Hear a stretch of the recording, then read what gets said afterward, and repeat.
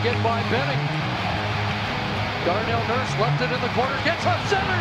Perry scores! Corey Perry!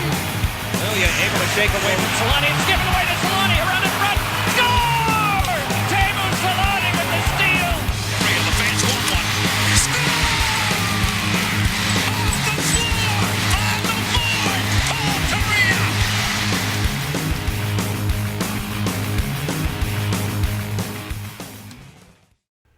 So it's that time of year, and no, I'm not talking about Christmas.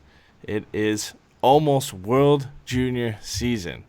That time of year, my favorite time of year in terms of hockey, because at least this year, and I guess last year, it's a way to get a little bit of a break from the way the Ducks have been playing over the last couple of seasons and focus on the future. And in this last year, I forget who was there last year. Trevor Zegras was there. Didn't know he was a part of the Ducks at that point.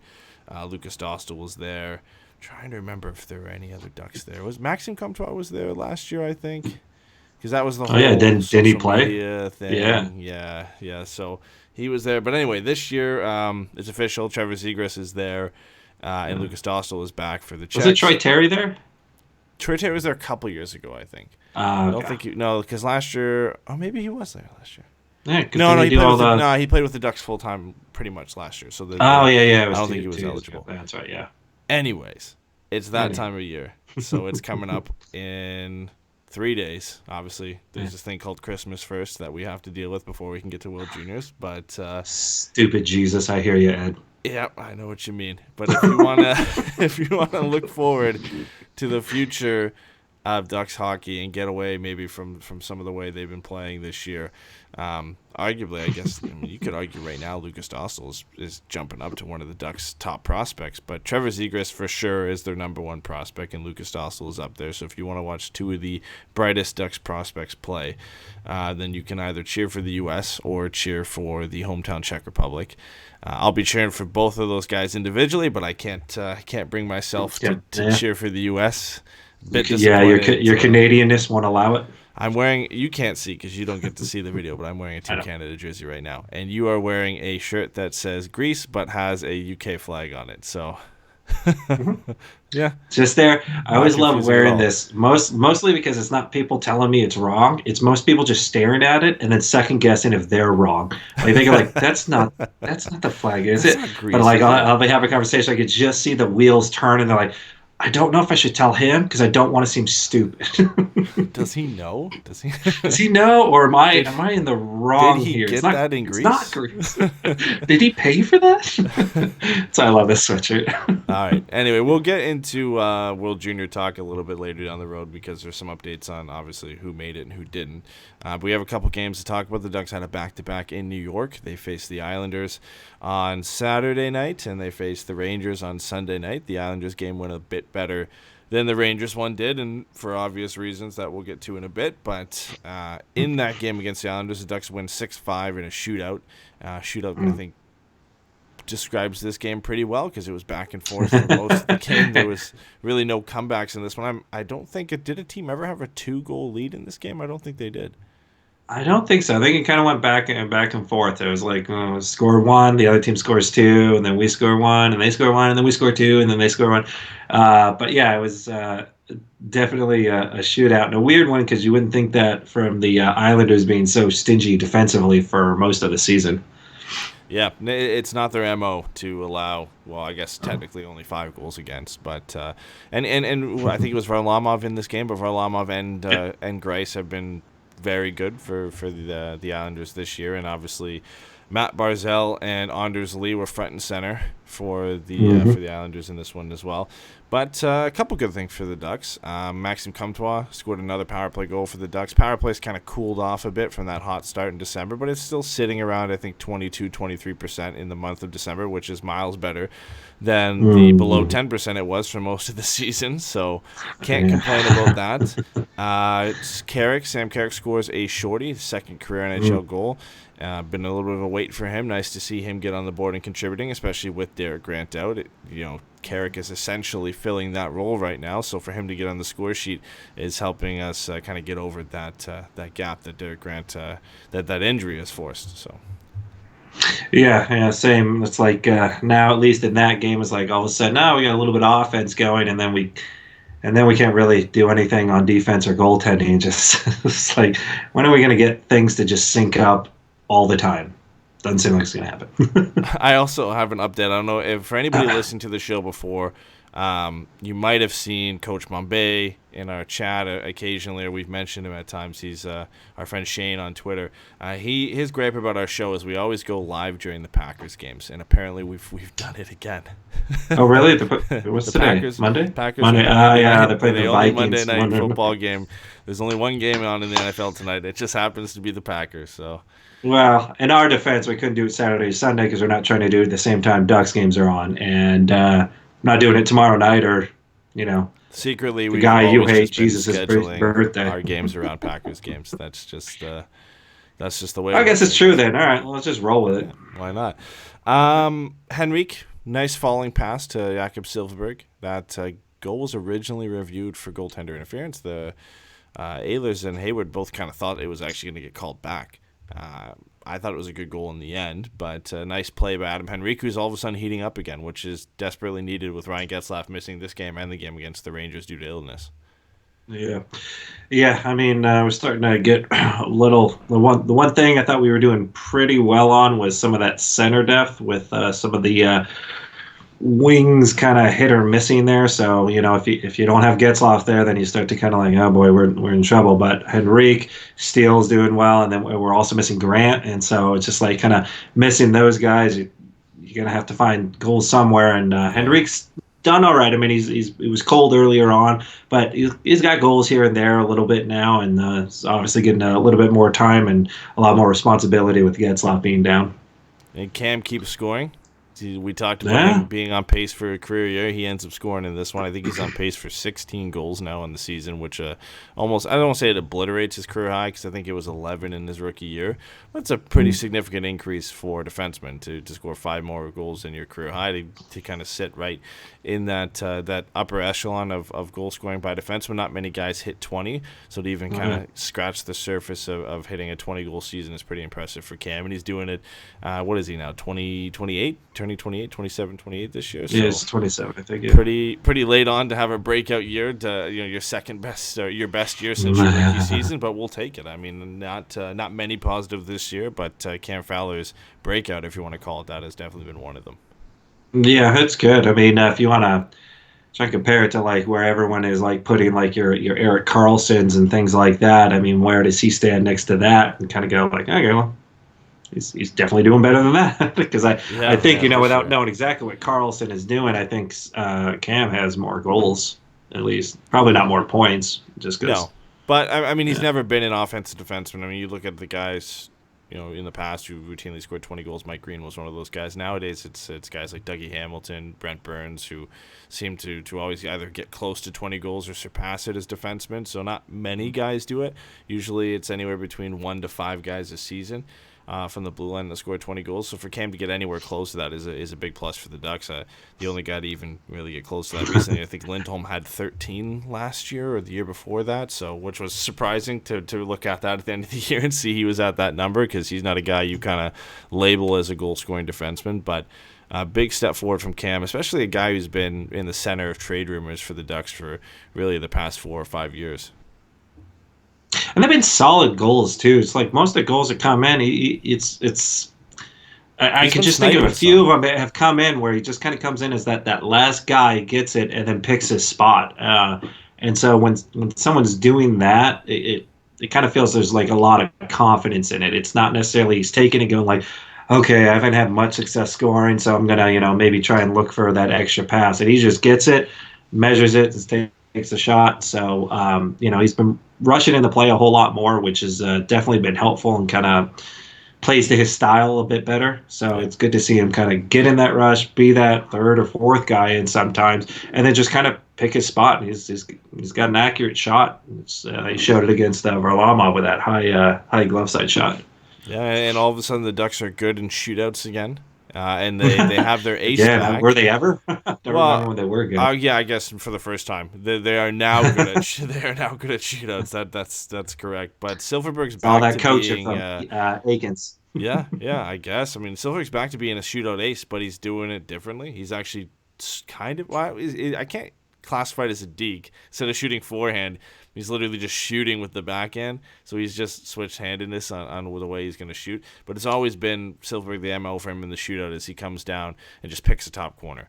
Doesn't really doesn't do anything. He just uses an accurate hard shot to beat a goaltender, and now he's just nonchalant, kind of goes to the backhand and just throws the top corner. There used to be a thing a couple of years back where they looked at every thing that Silverberg did as far as the shootout goes, and they drew a line following him.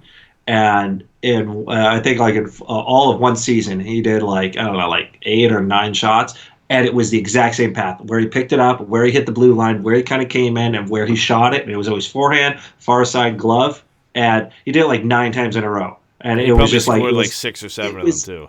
Yeah, exactly. He was so good at it, and so it's good because it hasn't necessarily worked as well over the last couple of seasons. So it's good. It almost has that same kind of that movement, but instead of just doing that shot, it just brings it to his backhand, and now Gold is just so sure he's going to shoot it forehand that literally that goal against Varlamov, he just did the backhand of Varlamov. Just like, oh, crap. Yeah, and nobody ever really shoots it like that from that position. And it was a damn good shot too. So I mean, if he's got a backhand as a possibility, he's really lethal. I mean, at that point, the goalies are guessing. Add a Deacon, and then he's got 3 weapons in his arsenal. But Comtois seems to have. Deke. Yeah, why not? He's got the forehand shot, the backhand shot, and then a triple deke. Mm-hmm. He's already one of the most effective players in the shootout, or at least he was. Hopefully he's getting back to that. But Maxime Comtois now, I think, is 2 for 2 in his career. He's done the same move twice, fake the forehand and go to the backhand and roof it over the goalie. Maybe it's a 1-2 punch. I don't necessarily want to see the Ducks in that many shootouts, but if at least you have 2 guys who can be effective in it. I know it's a very small sample size for Comtois, 2 for 2, but he looks confident. And I'm having Vietnam flashbacks from Comtois in the World Juniors last year, having a penalty shot and missing the goal that could have given Canada the gold medal. But he seems to have figured it out and learned from that in the NHL now. We'll see. I mean, the first one was against a rookie goalie, and the second one was against Varlamov. And not that Varlamov's a slouch or anything, but I wouldn't classify that game as his best game. So, and especially if he's not used to, ever, I don't think he's ever played against Comtois. So, that might be a little unfamiliarity. But before, again, who was the last shootout against? That it was against the. Was it Philly? No. I want to say it wasn't I think it was Minnesota. Yeah, I know there was one against. I thought there was 3. I thought it was Minnesota, Islanders, and somebody else thrown in the mix there. It might have been Colorado. Maybe, but either way, Comtois has done it twice. I was just trying to think of the goaltenders he's. I think it was Colorado. Now that I think about it. Yeah, so it would have been. But anyways, I didn't know. Frank Coos or something. Yeah, whoever was in that at that time. We go with the K. We got a question in chat. I guess we'll answer it now. We get to it a bit later. But Firebites asked, at this point, do you see the Ducks tanking for the rest of the year? No. I hate that word. That word, tank. And I don't think any team. Because it makes it seem like they're doing it on purpose, And I don't. Yeah, the last team I remember actively tanking was the Sabres, like for McDavid. That was clear. They sold all their best players, and they were running like the backup goalie for most of their starts. Like they were actively tanking, and it didn't work out for them. And I don't want to say that specifically turned teams off of it. I just think teams are, the lottery, especially the last couple of years. Like look at how many actual bottom teams have gotten that first overall pick over the last 5 years. I think it's maybe happened once or twice. That right there. Edmonton all the time. Yeah, but they weren't even the last place team for some of those.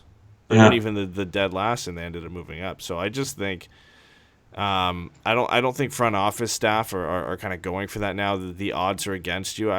Again, selling your players at the deadline and trying to not actively lose, but at least. You've given in to the fact that you aren't going to be a good enough team to compete.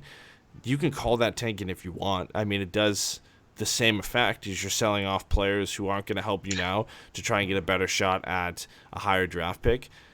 I don't like the word tanking, but I think management could be sellers at the deadline if that kind of answers the same question. I think that in that sense they are preparing for the tank, or at least to get a better pick this year and move and get just some younger assets, whether it's prospects or picks for some players that we've already mentioned, like Andre Kasher or Adam Henrique or whoever. I could see them going that route, but I don't think specifically management has a focus of let's go for that first overall pick. We're gonna try and lose games, and we're gonna bench guys or fake injuries or whatever the Sabres did back when they tried to get McDavid. I don't think they're going that route. Yeah, because when you say tank, I feel like you're saying that the players are tanking, and the players don't give a damn who's going to get drafted next. They're worried about their job, their next contract, and their personal careers. I mean, they're going to take pride in it, I would assume.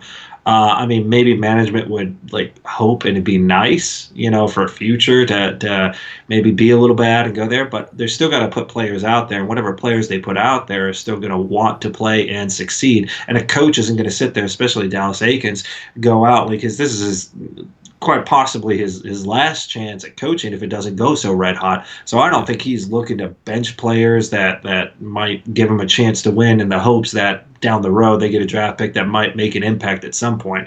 And it's not even a guarantee that most of the guys that come in are going to be your McDavid, your Laine, your Matthews, your Eichels. I mean, there's no real guarantee. You look at Hughes and you look at Kakko, and those guys really aren't lighting it up. So it might be a few years down the road. Yeah, it'll take a while. I think even if you try and tank, I don't think the Ducks are going to be bad enough to kind of equal what the Red Wings and the Devils are doing right now. So I think they're upper echelon bad. I mean, we're pretenders in that one. Yeah, and just playing the way the Ducks are now, that's probably going to guarantee them a top 10 pick anyway. So yeah. I don't think many teams tank anymore. But we kind of cover that a bit more later, so we'll get to that. We got to cover this Rangers game as ugly as it was, and for good reason. The Ducks lineup was pretty much half goals players, if not more. Daniel Sprong finally called up. Right? Yeah. We talked about it in the last show. What was it going to take to get him called up? Apparently, what it takes is losing your three best players. Getzlaf 5 of your top 7 forwards. Getzlaf and Silfverberg were both out with injury. With illness. Getzlaf was out against the Islanders, and then also in this one, obviously he gave whatever he has to Silfverberg because Silfverberg ended up missing the Rangers game. Stop making out those two. Man, I guess so. You never know what goes on behind closed doors. We're getting down a different road here. Raquel upper body injury, right? Yep. And then obviously the same suspects. Terry still out, Grant still out. I think Larson was back for this one, but up front is where the Ducks are really struggling because you look at their lineup. It was Shore, Henrique, and Sprong, Comtois, Lindstrom, and Corbinian Holzer jumping up into the top 6 and playing right wing. Jones, Steele, and Kasha, and then Delorier, Carrick, and Rowney. Has Holzer ever played the forward position? I think he has. Let me rephrase that. Has he ever played the defensive position? No, yeah. Not really. Well, okay. No. Well, and to be fair, in this game, he got taken down and utilized as a 7th D for most of the game, and the Ducks were just rolling with 11 forwards. He didn't last too long on that line with Comtois and Lindstrom because it just wasn't working out. And I think it was a mix of Kasha and Sprong who were kind of bouncing between that line and duties on that line as well. So not surprising the Ducks end up losing this game 5-1, a relatively fully healthy Rangers team that's playing some decent hockey. And when you got to go up against a guy like Artemi Panarin and Mika Zibanejad, it's a tough one. And Lundqvist stood his ground in this one, to be fair. The Ducks had a few chances, but it's hard to compete with a lineup like that. You look at the fact that Sprong's been in the AHL all season. He's essentially an AHLer right now. So is Lindstrom. You could argue same thing maybe for Steele, Jones, Comtois at this point, Sam Carrick. That's what? How many guys did I mention there? 6 guys in your lineup who are AHLers, and you've got a defenseman playing forward, so that's 7. You throw in the 4th liners with Carrick. And not just any defenseman. It's like your 6th, 7th defenseman. Yeah. Oh, we got to make a winger now. It's not like the Sabres plugging Montour in forward. It's a bit different than that. And then you throw in Delorier and Rowney are 4th liners, so your real only top 6 forward in your lineup in this game was Adam Henrique. That's it. Kasha. Kasha, I guess you're right. Kasha and Henrique. So Henrique and Kasha would be your only ones. Shore is an NHLer but he's a third, bottom six NHL, and the rest of them are either AHL guys, younger guys, or fourth liners. Yeah, I mean, so obviously the next person to leave the organization is that guy we brought in to prevent injuries, right? Yeah, Because I mean, we talked about it last show, but we didn't get to post it. But that's that's horrible. Like, I mean, he's had such an awesome track record of making sure teams don't get injured and pulling guys out at certain times so that they statistically wouldn't they would avoid injury. And now we just went into a game where we're missing five of our best seven center or forwards. It's just insane, and most of them for significant time. Manson's been out, Lindholm's been out, yeah. It Gooley's was the been out, defense first, and then Richie, now it's offense. That's definitely. Terry. And what's next? Goaltending? Because we haven't seen an injury there. Oh my gosh, yeah. Where's the love for Gibby not being out any games? Right. Everyone wants to give him crap. It's like literally I can pick pretty much everybody except. I think Kasha's missed a game or two somewhere in there. I thought this season, hasn't he? I believe he has. For a few games here and there, we thought was in concussion. Healthiest guy is so. Gibson, besides Miller, maybe. And I mean, on this injury topic, Josh Cooper, writer for The Athletic, he reached out to us to say, he messaged us and said, when I started covering this team, I thought their injury issues were just unlucky. Now I think they're legit have some sort of issue with their trainers and or doctors. So it's or some sort of curse or something. I mean, it's unreal. The Angels have the same thing. I mean, you don't follow baseball, and I wouldn't imagine you follow Angel baseball. But for the longest time, it was just they could not avoid injuries. It was usually early in the season, but it was just a joke. They would just constantly get injured. And I don't follow baseball enough right now. I guess you just hang out here, you get too relaxed, and then all of a sudden your ligaments start giving out on you. It's ridiculous though how long it's been going on and how prevalent it's been. Is every team has this stretch every now and then whether it's one season or back-to-back seasons or whatnot where injuries just are such a big problem that 5 or 6 seasons back. Yeah, now. but it's at least that where the Ducks have been struggling with. Don't even count. Kessler's still not even playing either because he's injured. Yeah. But still Kessler and Eves on the team. are both LTIR, still on the team technically, but they're out likely for their careers. And you think of pretty much every player on this team has been injured, or at least the important players has been injured for a couple of weeks here and there over the last few seasons at some point. So it's pretty ridiculous that we're at this point. And obviously Getzlaf and Silfverberg were sick, so that's a bit different. If they were in the lineup for this game, it would look a little bit better because you would be running Getzlaf on the top line. You would still have Silfverberg, you'd have Sprong, Comtois, Shore, Jones, Kasha, Steele to throw into that top 9, so it looks a bit better. But losing both of those guys to illness and then Rickard Rakell, those are your 3 best forwards, and they're all out for a game. Not much you can you kind of look at a 5-1 scoreline and you say, that's not too bad considering who we're missing. You want to hear a really really bad joke I was going to make? I maybe. Okay. Sure. Maybe Silfverberg is out sick because of his sick backhand. I think that's like an Allers thing that he did. Like Allers would say something like, he got sick from that sick backhand shootout goal against Varlamov. He was just so sick he got sick. I don't know. There's a joke in there somewhere, I'm sure. I'm sure there is. I'm sure. It's a John Aller joke at least. Anyway, before Christmas, the Ducks ended a road trip with picking up a point in New York of a possible 4. Not the best. We expected hopefully at least 2 points because they beat the Islanders. Yeah. 2 points, so the win against the Islanders and the loss against the Rangers. Did not expect that many injuries and illness to affect the Ducks in that game against the Rangers. You're already on a back-to-back, so that's going to be tough. And then throwing in, a bunch of guys you just called up and a defenseman up on forward is going to be tough. But with the injuries, we kind of mentioned this already, but Rakell's an upper body injury. We haven't heard too much on how long he's going to be out. It's, again, typical with the Ducks. Or even what it is. Yeah, it's just upper body injury, so that's all we've kind of heard at this point. I haven't seen any updates, so correct me if I'm wrong if you've heard something already, but hopefully it's not long-term or anything significant and he's back after Christmas. But we know Troy Terry is still going to be out for about another 9 weeks with a broken bone under his kneecap. Derek Grant, AC joint sprain, another 3 to 5 weeks. And then Jakob Larsson returned in the game against the Rangers, so he's no longer injured. And then obviously we're waiting for Getzlaf and Silfverberg to get back from their illness, which hopefully relaxing for a few days over Christmas can help them get back to full health. Yeah, and if there's any optimism that you might have. It just might be, well, what are they going to do after Christmas? Because generally after Christmas or the New Year, that's usually where we see the Ducks kind of kick off or start going. If they're going to make a push, that's generally when it happens. I was hoping last year that might happen, but with the coaching staff, that was never really going to be a possibility.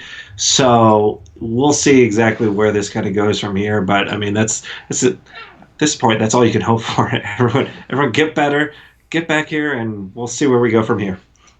I guess so. But one big thing we got to talk about, because this is the main topic, I guess, of the last show, because of the Eric Stevens article where he had talked to and interviewed Daniel Sprong, and all the quotes that came from that were a pretty big deal. We've kind of felt like his time was done and he was never going to get a call-up, but I guess when you lose your top 3 players and you're playing a defenseman on 4, then that gets you a call-up right there, a desperation call-up for Daniel Sprong, but nonetheless, he gets a call-up and gets a chance. Looked okay. Didn't look great, but nobody looked great. It was going to be almost impossible for anybody to look good in that game against the Rangers. But does this change things? I think he'll get a couple chances here or there until Silfverberg and Getzlaf come back, and if Raquel's back sooner rather than later, then maybe it was just a 1 or 2 game trial for Daniel Sprong. But what do you think? Do you think this is it for him, or do you think he gets another chance? Well, they got 3 options from what I understand, and one is to just make him a healthy scratch for a really long time until the next injury happens. The other option is that maybe they let him play a few games, because, I mean, what's it going to hurt at this point? He's already called up. And then maybe there's a possibility he's a tradable asset at that point. The third and really the worst option is that no one trades with the Ducks or wants to trade, because they're just waiting for the Ducks to eventually drop him back down. And if they do, he's got to clear waivers, and that's probably not going to happen.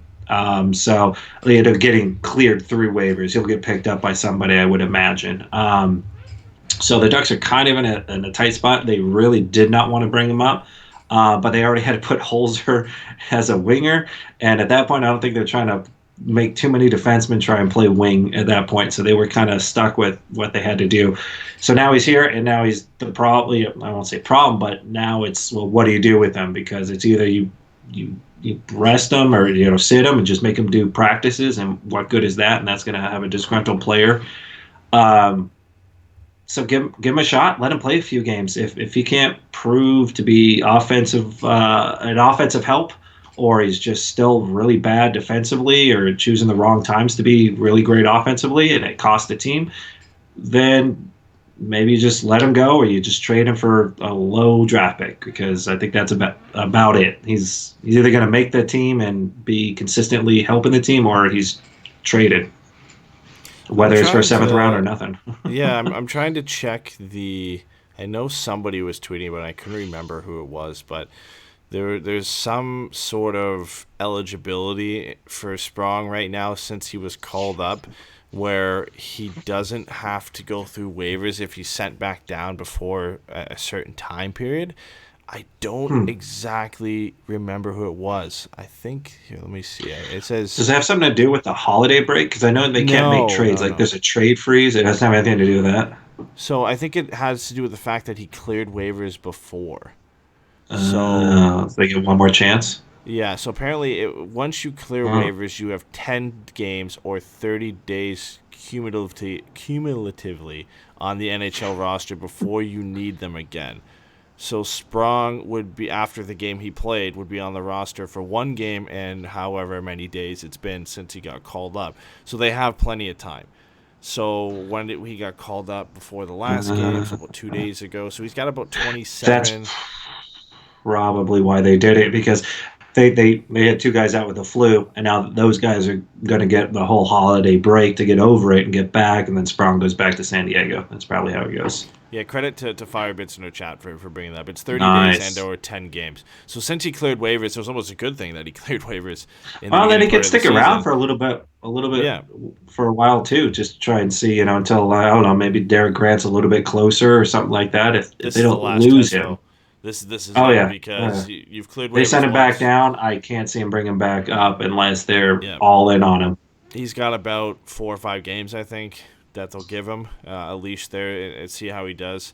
I think 30 days will come before 10 games because of this Christmas break here, and only a few games between now and January. So 22nd, so roughly around the 21st, 20th of January. Yeah, That'd I be the think we'll see 30-day a mark. decision made on Sprong probably leading into January unless the next few games don't go well and guys start coming back. But if he gets sent back down again, I think that's it for him. I think this is the last stand for Daniel Sprong on whether he'll stick around and be a big part of With this the team, Ducks, or with the Ducks for sure. If he ends up sticking around, then I could eat my words here, but we'll have to see how things go. Because I think again, if he gets sent down to San Diego for another time, I think by the deadline he's likely a guy who gets moved.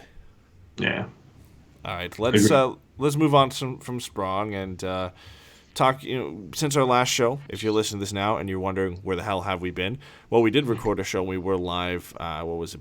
4 or 5 days ago now. Yeah. Was it Wednesday? Yeah, Wednesday. I think we Was were it live. Wednesday? Problem was we had some issues and the podcast froze a couple times while we were live, Sorry. and it completely messed up the audio file. So that's why if you haven't heard from us for a few days, we had a show. It just didn't get a chance to be uploaded. So we will kind of track back and cover a topic we had talked about before. And at the time, the Ducks were dead last in the Western Conference, still hovering around that position, and they're near the bottom there. So a few questions. But now they jettisoned all the way to the top of the Pacific Division, right? No, unfortunately not. So that's why this topic is still relative. A few questions we had posed because the Ducks were dead last in the West, or close to it, now heading into the Christmas break. If the Ducks are sellers at the deadline, who should they trade? Kasha. Yeah.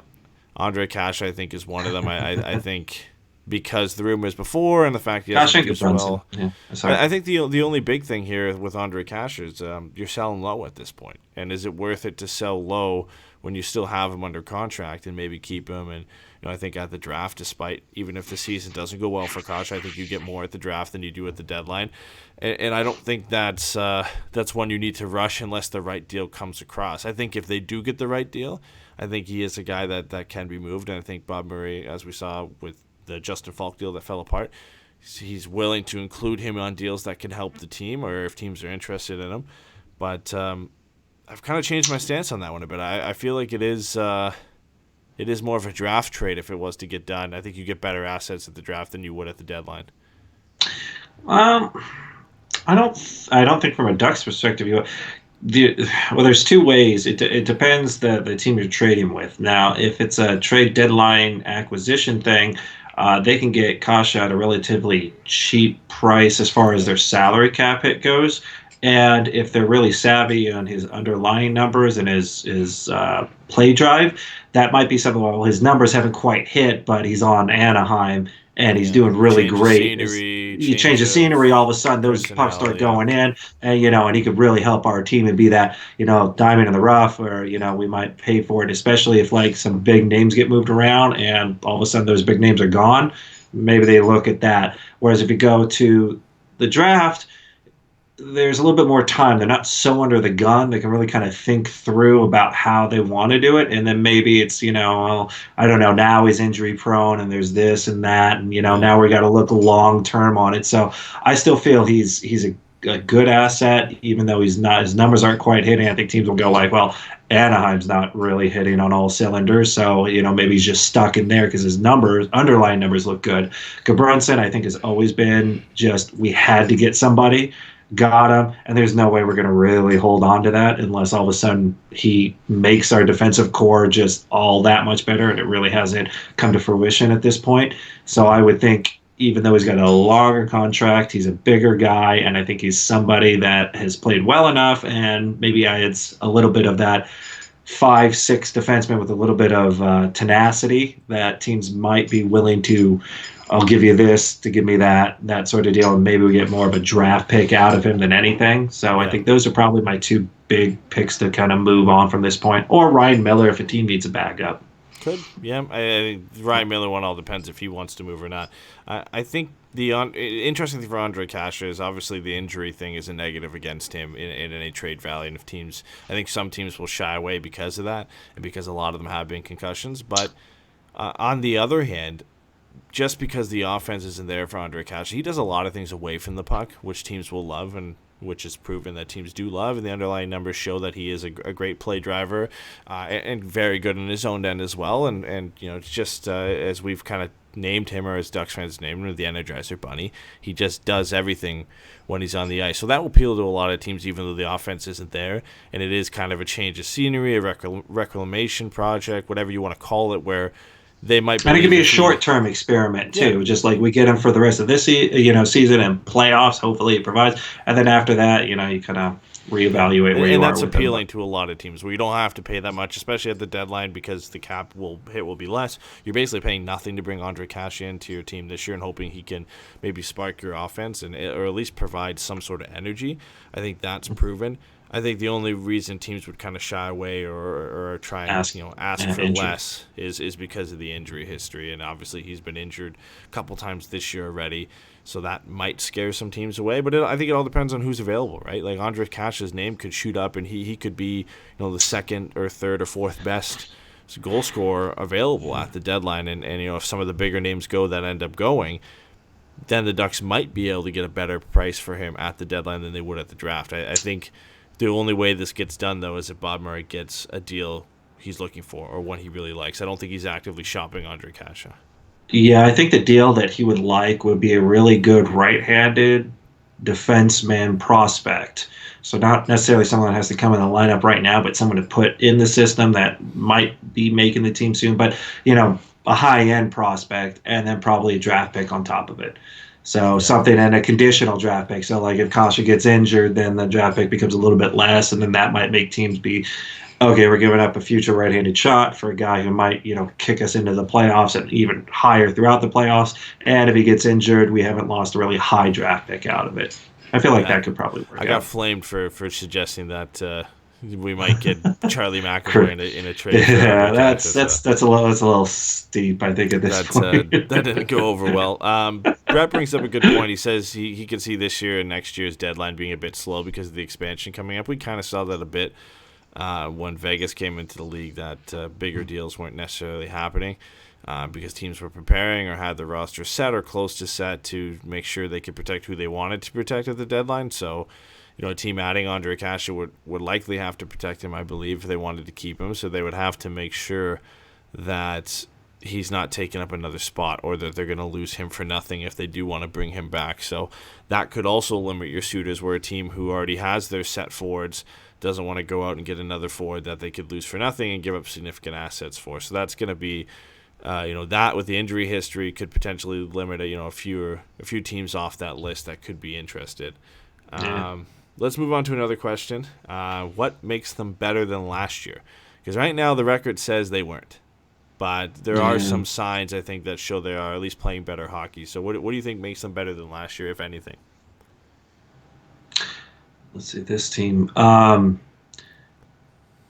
Just their ability to stay in games. Their record may not be there, but I feel like there's a lot more of those close games that we lose, and we're not quite at that spot where, like we're losing games to Washington 3-2, and then we go, a few games where we keep losing by one goal, and I feel like we're close, we're just not quite there, and all of a sudden that becomes us on the other end of that. And quite honestly, if you look at it, we're like 9 points out of a playoff spot. Think of how many one goal games we've had that we've lost.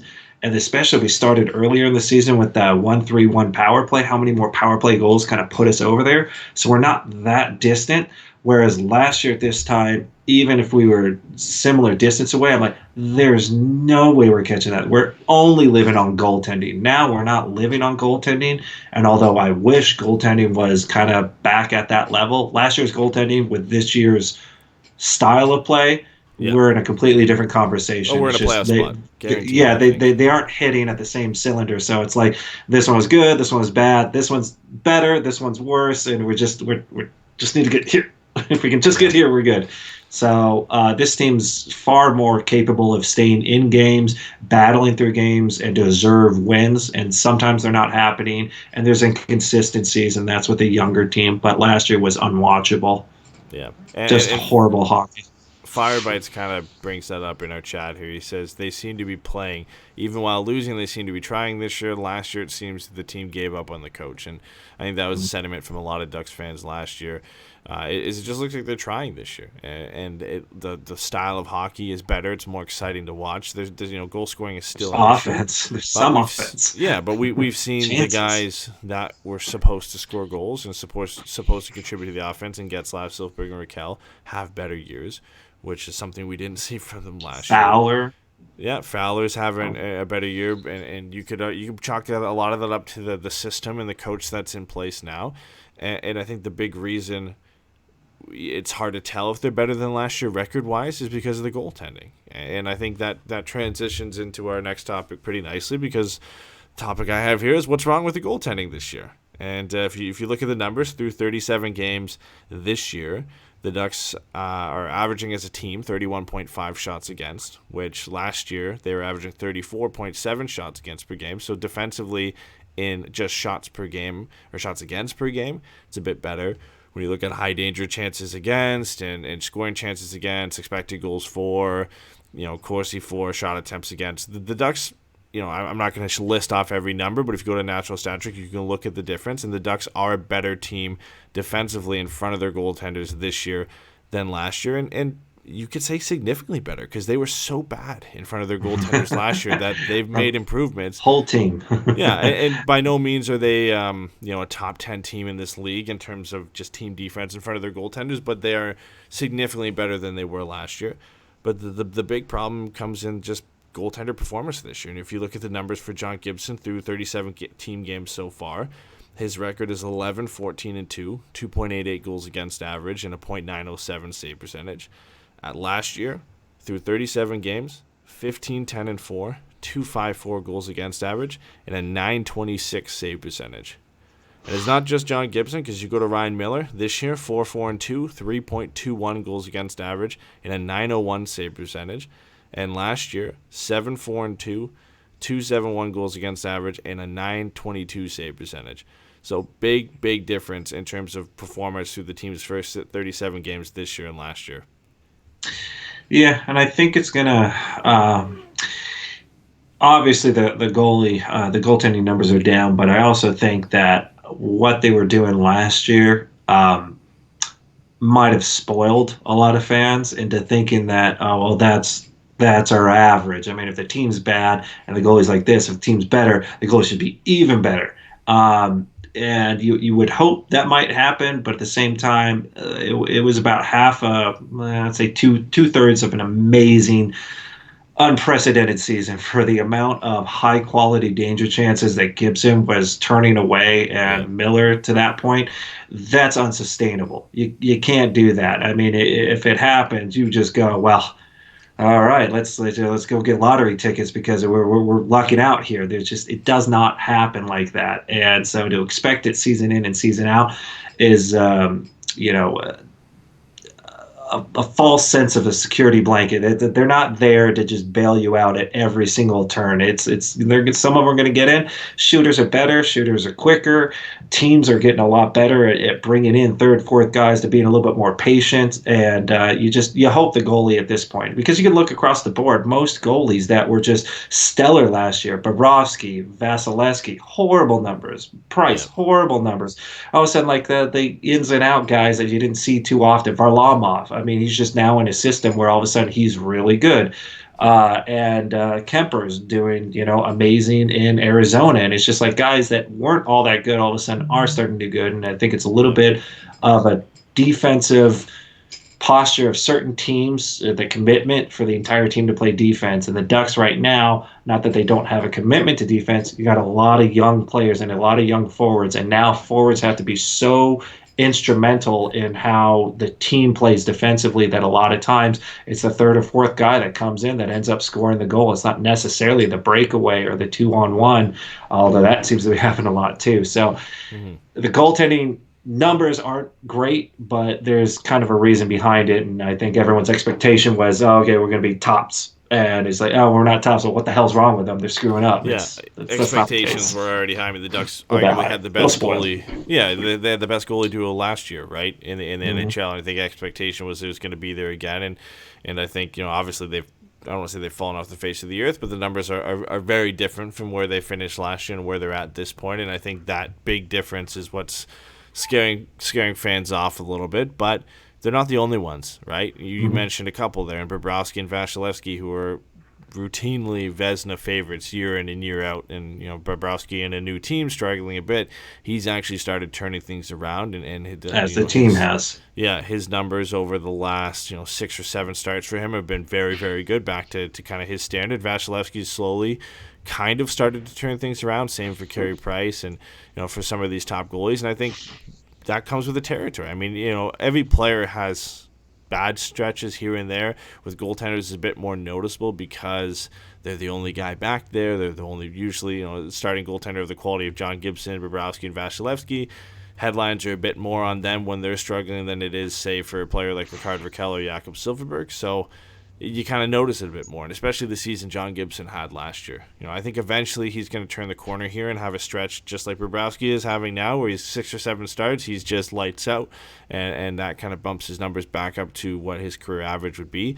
Now, do I think he's going to finish the season on a 907 save percentage? I doubt it. I think he'll get back up to somewhere north of 915, 916 around league average.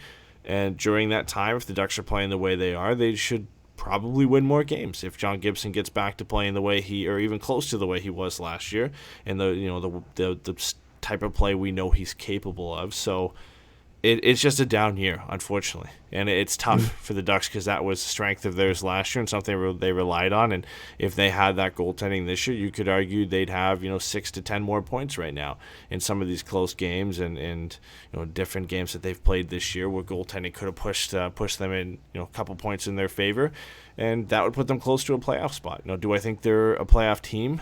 No, but good goaltending can kind of creep you in there, and when you're not getting it, you end up being in a position you are right now where you're near the bottom of the Western Conference, and all your other flaws are kind of elevated. The fact that the Ducks can't score goals, and the defense has been relatively suspect at times this year due to injuries, and now the injuries up front are playing into that. So it's tough when you don't have kind of reliable goaltending this year to back that up.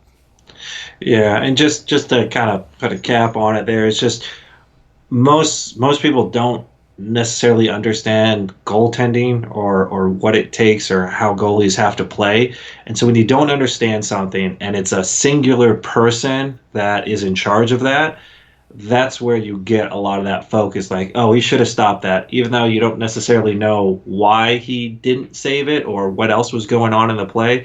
When it's a defensive breakdown, usually it's multiple people, and so you can try and blame that guy or this guy on defense, or the forwards as a group. Like, there's a group of forwards, there's a group of defense, there's one goalie, and if the goalie maybe makes a mistake or does something that you go like, well, I don't understand why he did that, he doesn't know what he's doing, he's off his game, and a lot of times he's doing the right thing and it's still not working for him. So a lot of times it's easy to kind of focus on the goalie and say, oh, it's his problem. That's me, I'm defending it because I'm a goalie. No, it is fair enough, and it is easy to pick out goaltender mistakes than it is an individual player in a play sometimes, unless it's an egregious turnover. I think just because of how obvious it is to kind of go back and look at a replay of a goal, and a turnover necessarily doesn't get the same coverage unless it's a horrible turnover as it would a bad goal against a goaltender. Couple things to cover here before we get into the shootout. Yanni Hakanpää was called up, I guess, tonight. Not official yet, but according to the AHL transaction page, he's been moved up to the Ducks roster.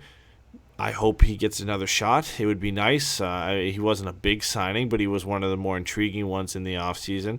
The fact that he's been playing in Finland for the last, I think, 5 to 6 seasons, and playing pretty good at a pretty high level over there, and it is one of the top leagues outside the NHL, so it is nice to see a guy come over, and you kind of have those high hopes that he could be a solid force. And so far, preseason and in San Diego, he hasn't looked great, but it would be nice for the Ducks to have another right side option for him to come up and play well. And I think it is tough, coming over from playing in Finland or in Europe for so long and then trying to adapt again to the NHL ice at 27, 28 years old, it is tough. And preseason, you kind of expect those struggles because he is just adapting to that game again. And maybe spending most of the season in San Diego now, he'll come back up and maybe he's a bit more adjusted to the NHL size ice and just being in North America again. And hopefully he succeeds because the Ducks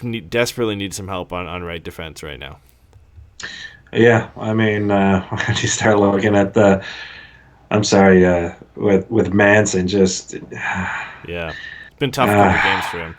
Yeah, it's been a struggle for him to come back, and Gudbranson, I mean, that's kind of worked out, but I guess if he can find someone else to be a right-handed shot and somewhere to fit in and not be a drawback, let's hope.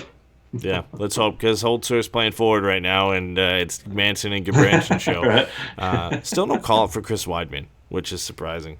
He's still scoring down in San Diego, still playing well, and almost a similar situation to Sprong, where everybody else in front of him seems to be getting called up, but no, Sprong recently did, but no Weidman yet. Maybe eventually, and I know it's hard, for San Diego to want this guy to get called up or to move him up the way he's playing, the way he's contributing to that team. It's tough to remove a guy like that from the lineup, especially right now because the goals are completely decimated up front with a good portion everyone of their getting top called six. up. Yeah, Lundestrom, Carrick, one of Comtois, Jones up as well. Like all these guys getting called up, and their roster kind of, at least their top six, kind of getting obliterated at this point. So if so is ours. So. Yeah, so is ours. So I guess it matters a bit more. But if Weidman's contributing offensively down there, I think it is a tough go to try and take him as well. And maybe they are more inclined to give Yanni Hakanpää a chance because I guess I would like to say they banked a bit harder on him to succeed than they did Chris Weidman. Yeah, I think Chris Weidman was pretty much like, listen, unless there is just a significant amount of defensive injuries, and even then there have been, the fact that they aren't calling him up is just more like, listen, you're AHL for us. You're just, we want you there. You're the rock. You're that veteran presence there. You tell the kids how it is, what to expect, that sort of deal, and they're going to look forward to you telling them how it is. So other than that, you're not really going to come up here and provide too much more than any of our 5-6 guys might. Yeah, maybe at some point. I still would like to see him get a shot. I always like to see guys get rewarded for good play down in the AHL, and obviously this is a position in need for the Ducks at the NHL level on right shot defense, so hopefully at some point he gets a call-up. Last thing before the shootout, just kind of recapping and going back to World Juniors news. As I mentioned, Trevor Zegras and Lucas Dostal have made their teams. Benoit Olivier Groulx and Trevor Janicki were both late cuts. More salt in the wound for Benoit Olivier Groulx, unfortunately, because the Team Canada had to make one more cut, and he was the last player cut to get the roster down from 24 to 23. Yeah, they were at 24. They played their final game. Groulx was centering a line, I think the fourth line for them or third line for them. Played a decent game, not spectacular. And unfortunately, he was the very last cut to get the roster down from 24 to 23. And he was a guy I thought was going to be a lock when he first made the team. And I don't want to say he played his way off the team. I just think other guys played their way on. The guy who ended up beating was an undrafted, or I guess a draft-eligible prospect this year, Dawson Mercer, who scored 2 goals, I think, in the last game for Canada. So kind of scored his way onto the roster, and unfortunately that left Benoit Olivier Groulx in the dust. And then today, Trevor Janicki, also one of the final 3 cuts for the U.S. after their preliminary game today. I don't want to say it's surprising. I think it was kind of expected. A little bit more optimism after he made it through the first round of cuts, but he'll be heading back to Notre Dame and hopefully continuing a strong season there because I think Zegras and Dostal were kind of the guys we knew were going to make it anyway. Yeah, and that's like you said, he's third line on Notre Dame. So I mean, it's a good chance he got a good look at it, and went as far as he did. So yeah, says something that he actually got the call to be on that roster because of his play to begin with. I mean, he was a 5th round pick for the Ducks, so something to look forward to. There, right? Yeah. Similar to Troy Terry a bit as well. Maybe he's there next year. if he has a good season this year and starts the NCAA season next year. Kind of plays a little bit similar to Troy Terry as well, so maybe he follows a similar path and makes the team in his second year, because I don't think Troy Terry even made it after his draft year either. So I think he ended up playing the year after that. So that's just kind of the way it goes sometimes, and we'll be looking forward to Trevor Zegras and Lucas Dostal playing starting on December 26th. Is that going to be on TV for most people, or? Sure, I know here it is. I think in the U.S. they probably will air the U.S. games, so you'll be able to see Trevor Zegras. I'm not sure. Probably NHL Network if you get it. Yeah, I'm not sure how much coverage the U.S. does of all the other games. So as of watching, Czech Republic play and seeing Lucas Dostal. I don't remember. I think last year, I remember around Christmas, I was like, they've covered a lot more. I can't speak to it. I know here TSN What? has 5 channels, so they play every game on at any game that's on. They always play it. So I'll be keeping an eye on Zegras and Dostal, and I'm going to be putting up an article for the Hockey Writers tonight, just kind of previewing, I guess, the 2 prospects who made it and the 2 prospects who didn't, how close they came. Just a short little preview before the game started December 26th.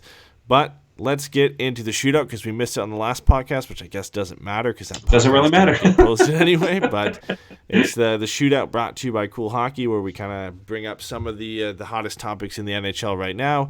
And one that I guess is kind of outdated now, but it was big news back when we put it in here, was Taylor Hall getting traded to the Arizona Coyotes back in the Pacific Division, to the Pacific Division leading Arizona Coyotes. So big news. And the New Jersey Devils get back a couple conditional picks, conditional first and conditional third, that could turn into another first.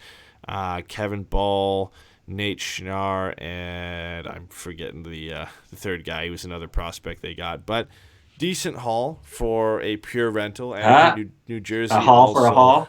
Haul for a haul.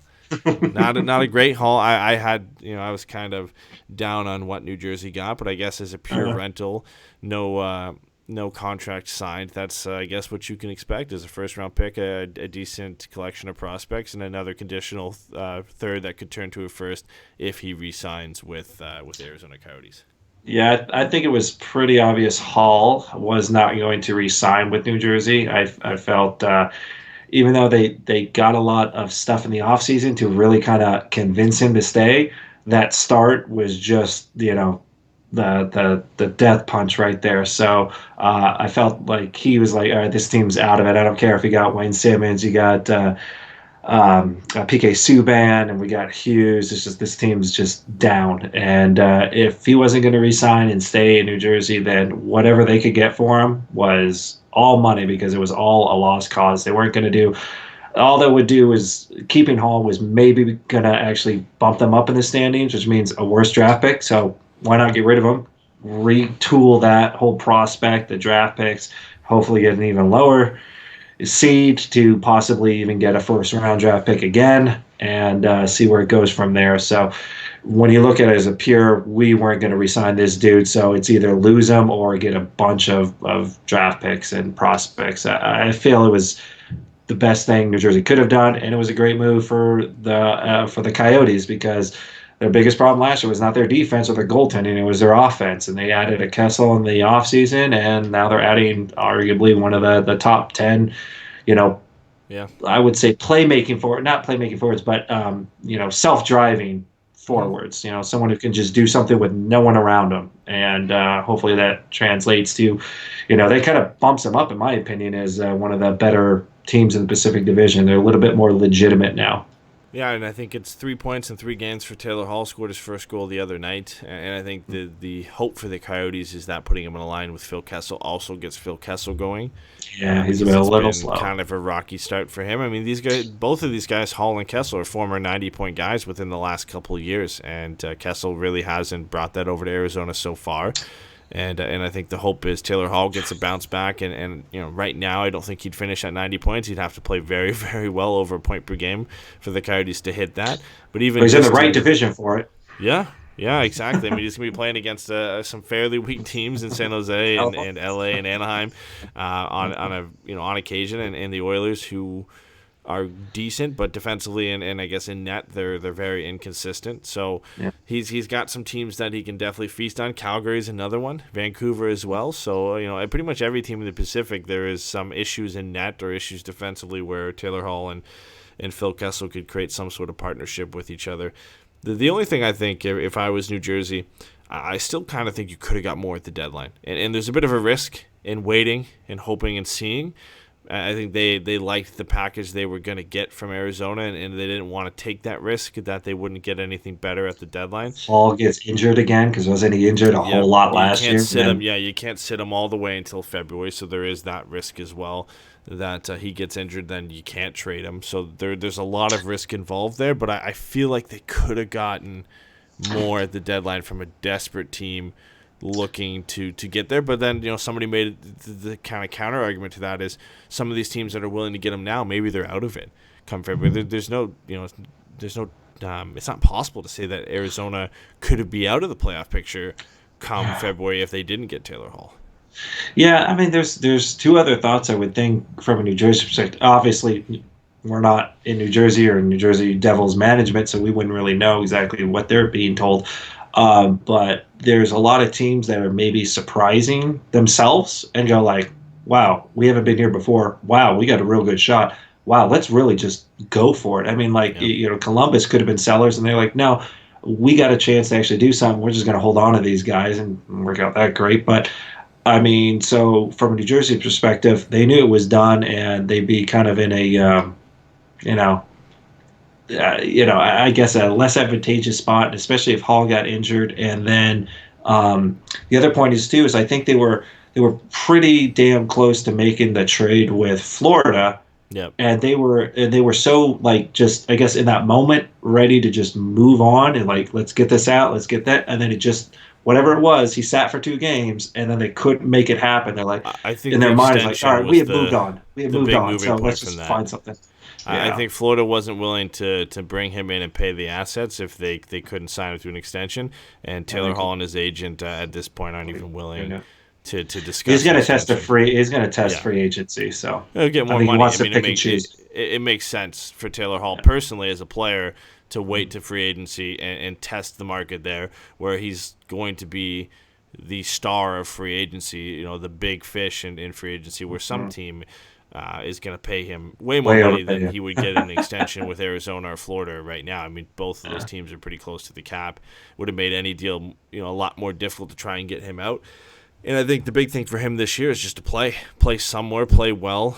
It's unrestricted free agent year for Taylor Hall, so wherever he goes, he just wants to go there, get it done with, move as soon as he can, and play well, and hopefully go into the playoffs and do well with whatever team he's on. And that's only going to up his value when it comes to free agency. And then again, he has that choice, and I think he really wants that choice. And he wants to be wined and dined. He wants that free agency. He wants teams to fly him out. Hey, check out our facilities. You want to go to expensive dinner? Our treat. He wants to be wined and dined, so yeah, he'll be the big free agent. The real interesting thing for me is who was the runner-up reportedly for Taylor Hall, and that was the Calgary Flames, were the runners-up for Taylor Hall, according to Pierre LeBrun, I think, or Elliot Friedman, one of those two guys, had mentioned that, Calgary was right in the mix, but they weren't willing to give up some assets, and they weren't willing to do it without an extension and risk him not coming back. But I highly suspect Calgary to be one of those teams in the offseason to push hard in free agency. He's a kid. He's from near the Calgary area, I believe. They want to stick it to Edmonton. I got you, girl. I got you, girl.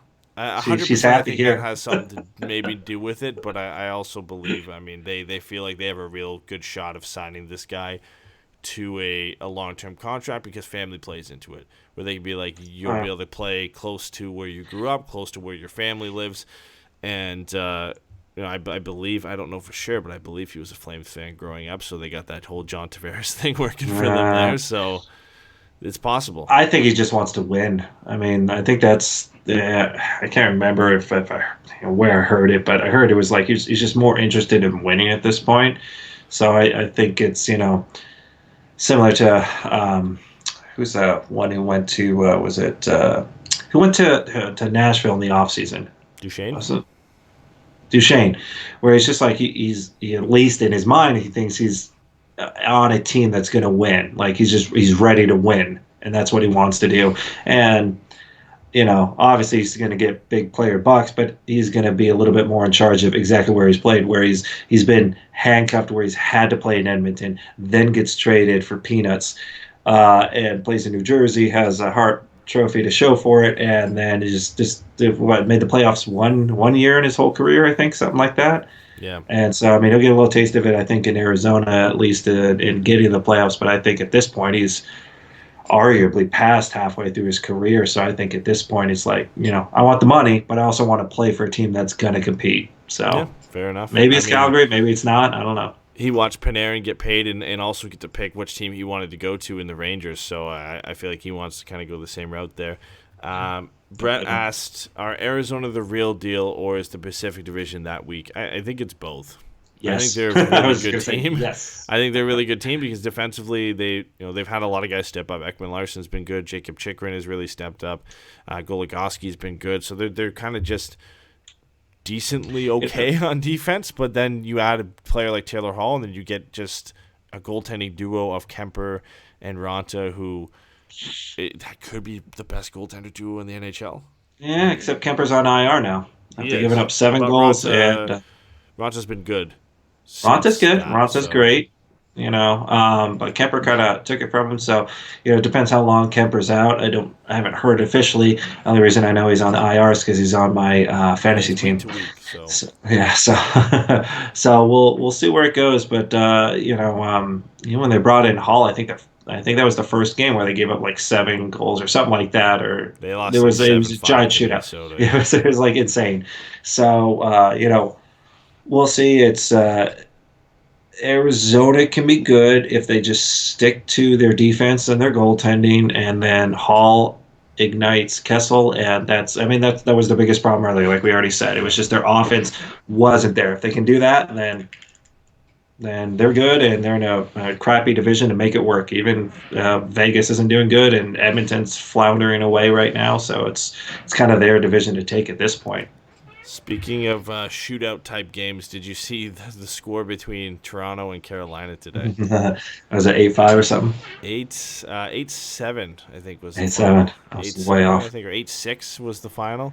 The big thing from that game is Toronto was leading 3-0. Carolina scored 3 goals in 64 seconds, and then had a five unanswered to lead 5-3. And then the Leafs scored a goal, and then they scored 3 in 59 seconds to take the lead. Anything 7-6. you can do, I can do better. And they took the lead 7-6, and then ended up winning 8-6 in that game. Unreal game. And speaking of, one of the reasons I brought it up, because Andrei Svechnikov plays for the Carolina Hurricanes, and we didn't get a chance to talk about this the second time, but he's done the Michigan move again. Nice. I'm glad you called it the Michigan. I like that. I like that we're rubbing off on you now. Upset that last time I called it the lacrosse duel. Lacrosse duel. It's getting close to being called the Svechnikov if he does it again. I mean, he's the only guy to pull it off in an NHL game ever, and he's done it twice in 1 year. Oh, on the NHL. Okay. Yeah, in an NHL game, he's the only one to pull it off. Someone else did it. Guys have tried. No, he was the first. No, someone else did it. They did it this season too. I can't remember who it was. So. Yeah, someone else did it because Svechnikov did it, and then I feel like it was like Tyler Ennis tried, but there was a week or so later. Someone also pulled it off. I don't think. But so. It was no, I think so. I have to Google it. Svechnikov has done it twice this year, and it's pretty unbelievable. I mean, we saw him doing this in practice, and kind of. This is his thing. This is his go-to. Second time was a lot more impressive than the first time. The way he was in motion on this one, wasn't stopped behind the net, just decided to pull it out. And Hellebuck was in good position to make the save, and Svechnikov just kind of tucked it in there. But this is becoming his go-to, and as fun as the Hurricanes were to watch last year, they're almost even more fun to watch this year with the way Svechnikov is playing. They're not as much fun because Don Cherry is not around anymore to get mad at it. Yeah. But I don't know. I'm I'm not as impressed as everybody else, and I don't know if that's just me playing roller hockey and also playing ice hockey. I see this so much. Like No, it's not it's not even hard. like it's not high level players that even do it. I mean, like everyone can do it. Like I know the second the shoulders drop and they're behind the net, wherever side they're going, I just put my thing in the top corner. That's all I do. It's a blocker or it's a glove, and I just hold it there. And they either hit me or they go, oh crap, and then they Yes, try and throw but it somewhere else and the they lose it. level of play of that guy compared to Andrei Svechnikov, the ability to place it in net, I feel like I just Andrei feel like Svechnikov could pull goalies that move off once you in they're roller hockey, and he'd be able to score on you. once it's a known thing that happens, then goalies will learn how to adapt to it. And so you'll see the tendency. Like I said, I've been scored on that way anyways, and I've seen guys do it. Like they don't even try. Like it's especially in roller hockey, the puck's a lot lighter. They can do it way faster, a lot less defense. But in that respect, it's just I've learned like all I have to do is just see what the player starts to do and how they move their shoulders. The second they're behind the net and they just do this little dip, they're not looking for a pass. They're looking to I'm doing something with the puck. And I've seen the guys take it, they flip it over, they try to skate around to the front and smack it out of midair. So it's just they'll learn, and especially if that's your name. And I'm just not as impressed because I've seen a lot of it. So, but Yeah, I mean, good for him. it is a move like we've seen like a lot of players in junior pull off, and more space down there. Skill level is just a bigger gap. You never used to be allowed to do it. That was it, like the unwritten rule. You try that crap and you're getting punched in the face before you even get the shot off. Yeah. Now we saw Tyler Ennis try it the other night against the Nashville Predators, not as smooth, and Dante Fabro just slashed his stick down and said that's not happening. I think he tried it against Rinne too, which is, I mean, if you're trying it against UC Saros, that's fair. I think Saros is like 5'10", but good luck trying to put that in over a 6'7" Pekka Rinne. Like that's likely. All you need is about that much. You don't need much. Just True. fling it in. Yeah. Last NHL news we had to before we have like a couple fan questions we have to get to, but the last thing was quick one. Elias Anderson, former 7th overall pick from the New York Rangers, requested a trade. This was the guy, if you don't remember him, who the Swedes won silver in the World Juniors. He threw his silver medal into the stands. Oh yeah. So it's that guy. Yeah. Bit mismanaged. Oh yeah, and now he's bitching about what team he's on. All right, this guy sounds like a pro. It's a bit of mismanagement from the Rangers where. Hasn't really gotten the chance to succeed. They've been kind of hiding him in the AHL, which they've been doing with a lot of their prospects. I mean, this year, Vitaly Kravtsov went back to Russia because the Rangers did not want to call him up. They wanted him to play in Hartford, and he didn't agree, went back to Russia, struggled there, and now he's back in Hartford. So the Rangers have a few prospects who aren't too happy to either to sit in the AHL and not play in the NHL, and it looks like that's boiled over for Anderson, who's now requested a trade. Interesting decision making on his part. The Rangers, I guess you can put some fault there, but this is a guy who clearly does not want to be a part of the long term picture for the New York Rangers. Yeah. I mean, what are you gonna do? It's weird. Yeah, it's a lot of times now. It seems like, well, I don't know if it's because like everyone's prime is so much closer, like so much earlier in their People career. are so quick now to they label feel a guy like a bust. if I'm like 1 or 2 seasons in or something and I haven't gotten that chance, you almost feel like you're running out of time. Specifically as a forward, I think defense you get a little bit more time. Goalies get even more time to try and get in there. But if you're a forward and you're not making an immediate impact or you're not on the team consistently, and especially if you're a high draft pick, you almost feel like, well, what am I doing here? And I'd rather go play somewhere where someone needs me and I can be in the NHL and try and prove what I got versus maybe waiting it out. So I'm still of it. Is like I feel like every team would want you to be the best player, and if you are eligible and at that level, they'll let you play there. And if you're not, don't sit there and go like, well, they're just misusing me. It's like, you haven't worked your way through our depth chart. We've seen you play. We've seen what other players do, and there's things you got to work on before you get here. So, yeah. I mean, would you take a shot at this guy right now? Because he's 21. He'll be he's just turned 21 in August, so he's 20 to kind of enter this season. He had 6 points in 42 games last year, only 1 assist in 17 NHL games this year. He's got 5 points in 13 AHL games, so production obviously an issue. but he's a former 7th overall pick, and it's not one of That those doesn't matter. busts. You have first overall picks that never amount to anything. For sure. But it's not one of those Nick Ritchie, Jake Virtanen type picks where you're like, they drafted this guy because of size, and the skill just can't translate. This was supposed to be a skill guy, drafted a bit That higher hasn't than he should have translated. gone, but it hasn't translated. But he is also only 21, and if you could get him for cheaper right now, if you're the Ducks. Then what's he going to do? He's going to request another trade because he's not jumping in at the top line. And if he's not producing, why the hell would you have him? I mean, at that young, and you think potential at that young where he hasn't shown anything yet. Well, he's got potential. We'll work on it. He's not willing to work within that system. He's throwing away silver medals because he's not happy. I mean, it seems more like he expects to be in the NHL just because he was drafted high. And until you prove it, or you go through the effort, then why? Yeah, it's just like the Ducks. I don't think the Ducks really want to bring in someone that's going to be more of a locker room hindrance, and especially so young and showing it. I mean, he might mature and move on, but that's great. But until you see it, you're gambling that that's going to happen, and that production is going to follow as a result. I just think the kind of point I would make to bring him here is I think he's got some familiar faces of former teammates. He played with Isaac Lindstrom in the World Juniors, and he's a lot of Swedes in the Ducks lineup, of course. And I just feel like it potentially could be a good fit, like we talked about earlier in the show, and change the scenery for certain players. Potentially, it could work out. I still think he's a player that eventually will play in the NHL, whether it's fulfilling that 7th overall pick. I think he's got a long way to go to getting that. But some players just do develop at a slower pace, and I don't think I'm ready to label a 21-year-old a bust because they haven't figured things out in he's played 66 NHL games across his career so far. I think it's a bit early to say he's a bust. I mean, he's at the same point as Sam Steele, Maxime Comtois, Max Jones, and we're not labeling them as busts.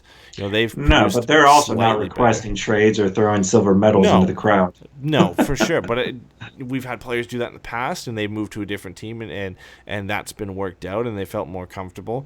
Whether it's bringing Elias Anderson over, giving him a shot, and if he goes down to the AHL, work things out that way. But I think it's still with the depth the Ducks have at center right now, and the fact that clearly some of these guys aren't ready for full-time NHL duties, it's not bad to give another guy a shot.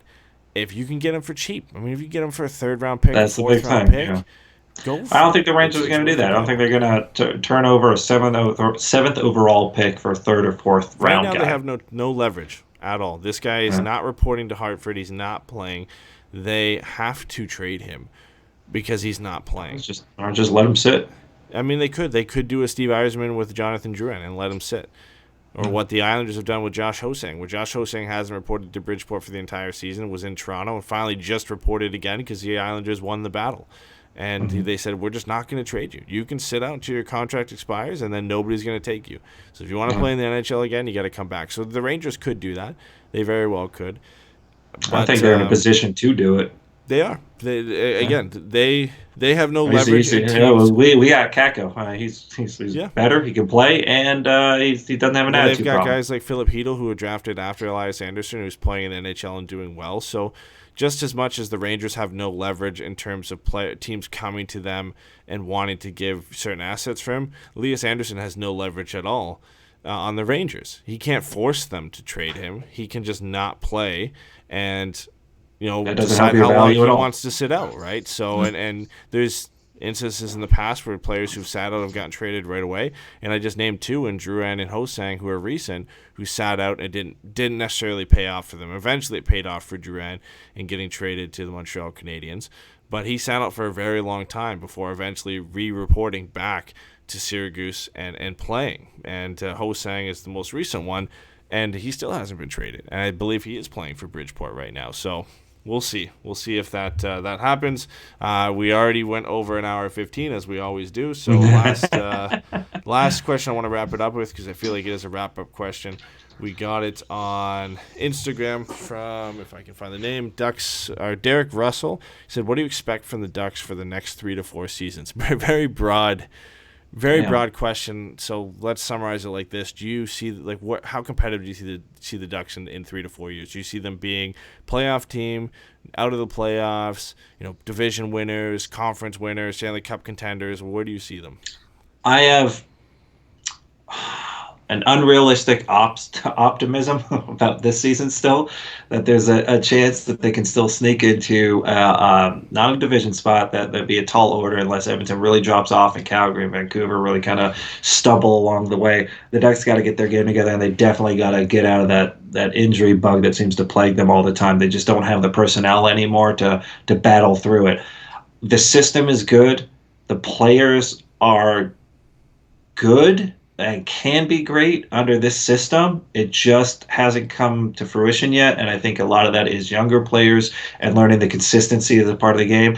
The Ducks have a few holes to fill. Their goaltending, in my opinion, is solid. Their defense can be better, but it's still fairly solid, and we got young forwards, and I think that we are in a position that we can start making the playoffs consistently and building upon the youth that we have with the skill that we have.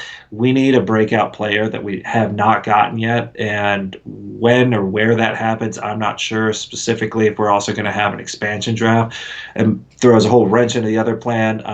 Right around that time, Bob Murray's contract starts to come up. And if the Ducks haven't really produced, then we could be talking about a different GM in 3 or 4 years. And then who knows what direction they want to go. But given if everything stays somewhat consistent and just what we've known from in the past versus what's happening now in the near future, the Ducks are still going to be a contending team. They are not going to be the powerhouse, if you want to call it that they were for a few years back, where you consistently saw them going to the playoffs and going far in the playoffs, third or fourth round. I don't quite see that yet unless we make some significant additions offensively to this team. It's tough to kind of predict what they're going to do in free agency or trades, or even who they're going to draft and how quickly those players are going to get. Like 3 to 4 seasons is a decent amount of time. I mean, eternity. Whoever you get this year in the draft could make an instant impact or could be ready in 3 to 4 seasons. If I had to just estimate, I think the Ducks could be one of the top 5 teams in the Western Conference in 3 to 4 years. So, a top 10 team in the NHL, which I don't think is out of possibility. You'd have to think, Raquel and Silfverberg are still going to be in their primes. You're going to have a player like Trevor Zegras, who's going to be 3 or 4 seasons into his NHL career, hopefully developing into the player we all hope he's going to be. Further development from Steele, Comtois, Jones, Terry, Braden Tracy at that point as well. Benoit Olivier grew, depending on how all these guys do. And I think, depending on their development and how they do and who the Ducks draft this year, you can start filling in those holes that you need with the assets you have. Just like when the Ducks had an abundance of defensemen, young defensemen they could trade to kind of get assets. It didn't obviously work out for them, but the Ducks will eventually be in that position, I think, up front, where if they draft a goal scorer this year, a top-end goal scorer like Alex Holtz or Cole Perfetti to play with Trevor Zegras, and they have Rickard Rakell and Jakob Silfverberg, they're not going to need all of Troy Terry, Sam Steele, Max Jones, Maxime Comtois, Braden Tracy, Benoit Olivier Grew. If those are all, top 9 or bottom 6 even NHL players, you're going to have some young guys you could trade and maybe bring in that right shot defenseman you're looking for. Goaltending is already solidified. You've got John Gibson and potentially Lucas Dostal who can come in and be a very solid backup. They've got all these pieces in place, and they've got the assets to add later down the road from a position of strength to bring in any further holes they need to fill. And you have to think, top 5, top 10 pick this year is going to help accelerate that bit. First round pick from 2 seasons from now could be in the NHL in 3 to 4 years when the Ducks are looking to be contenders. So I could see them with what they have now and the potential of what they could add later being a top 5 Western Conference team, and a team that's at least making it past the first couple rounds of the playoffs. Yeah, and then we don't have a Carlisle or a whoever's Bruce around Boudreau at that point. screwing up. I mean, Bob Murray Screwing might up not be there, and Dallas Aikens might not be there. So we'll have to see who's there at that point. All we know is the Ducks do have a decent future in front of them with the prospects and young players they have in place in important positions. I think the big one is having John Gibson for the foreseeable future, and knowing that you're going to have a very, very good starting goaltender is always a great position to start from. That's a lot of team-friendly contracts too. Yeah, for sure. Last thing, not a question. I just want to give William J. Lewis a shout out because he did DM us a question for the show. He said his question was, are the Ducks likely to sell at the trade deadline, and do they have anything worth trading? That was already a segment we were going to cover today, and we did cover today, but I just wanted to give him a shout out for sending us that question. So thank you. If you do have any questions, you can always be in chat and ask them, like we've had Brett and Realize and Firebites ask us today in our Twitch chat. You can DM us at any time. We always post a questions thing before the show on our Instagram story if you want to throw them in there. You can send them us on Twitter, Facebook, wherever, and we'll always answer them on the show. So thanks again to William for sending us that question, and everybody else today as well. As for our next show, I forget what we said it was going to be. I think it'll be after the new year because it's so. Well, was it? Yeah, because I think we were taking it was either December 30th or January 1st. That's right. Yeah, I think we were going to do it the Monday, right? December 30th. Yeah. So like in a week. If you're looking for the return of Pat, that might be the return. That might be Pat's return. We hope that will be the return for Pat in either the December 30th or January 1st show. If not that show, then hopefully the one after that. We're all looking forward to 2020. Yeah, 2020. Pat, we could make jokes that Pat hasn't been on the show in a year. No, this year. At that point. So, but either way, we're all looking forward to Pat getting back on the show. So we'll kind of update the news on that. And for our Patreon listeners, we do have a Pucks and Brews and a Rant show coming before the new year because we owe you that for the month of December. So that will also be coming. And hopefully another Bobby's Bargain Bin because I think we have like 2 of those that we owe them as well. And I believe Brett's supposed to be our next contestant on there, so we have to all the way from Winnipeg. Yeah, we gotta make that work, and we still have to get Derek his Bobby's Bargain Bin prize, but we're in the process of working this all together. So we'll stay tuned on social media and check us out to find out when our next show will be, whether it's the 30th, the 1st, or whatever. We'll kind of keep you posted there. And we'll talk to you guys then. And since it's coming into the Christmas season, hope everybody has a happy holidays. And make sure you watch the World Juniors because that's what the holidays is all about. Mm-hmm. All about. Yeah, 100%. All right, guys. We'll talk to you later. Take care. Bye, guys.